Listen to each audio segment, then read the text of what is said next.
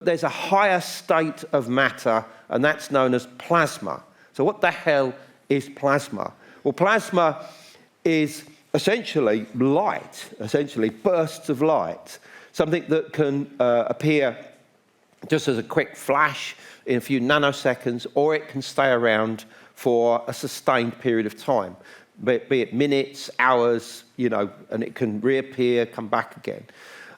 And plasma makes up probably as much as 99% of the actual universe. I mean, the physical matter that we know and love here is actually a very small proportion of the universe. Most of the universe is plasma, okay? I mean, the sun generates plasma. That's why it generates the heat radiation that keeps us warm, keeps us alive. Solar flares, plasma.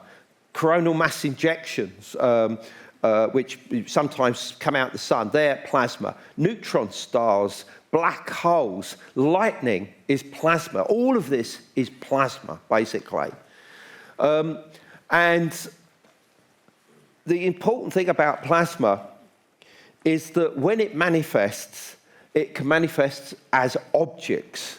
Objects that can be tiny, they can be huge, they can be different colours, they can be quite solid, they can be seen on radar, they can be invisible as well. But there's no question that most UFOs are either lights, objects of light, or clusters of lights, and that for the most part, this is what people see. Now, sometimes they will transform into something else, but usually UFO encounters, UFO sightings start with light phenomena, essentially.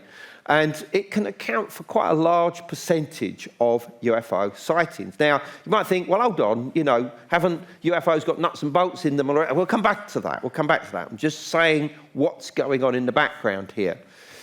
The other thing is that because they generate electromagnetic fields, if you get too close to a manifesting plasma, it's going to affect your brain. It's going to affect your bodily system. It's going to affect cars. It's going to stop cars. It's going to affect electrical apparatus, your smartphone, anything. The very intense electromagnetic fields will do all that. And we talked about Michael Persinger, the book that he did, Space-Time's Transient. He did hundreds of papers, most of which people just don't know about the effects of electromagnetic fields on the human brain and how they create otherworldly experiences, the sense of contact with other realms, and the sense of communication with intelligences that he firmly believed were real. So we're not just talking about something that's going on in the head. And this is what plasma does.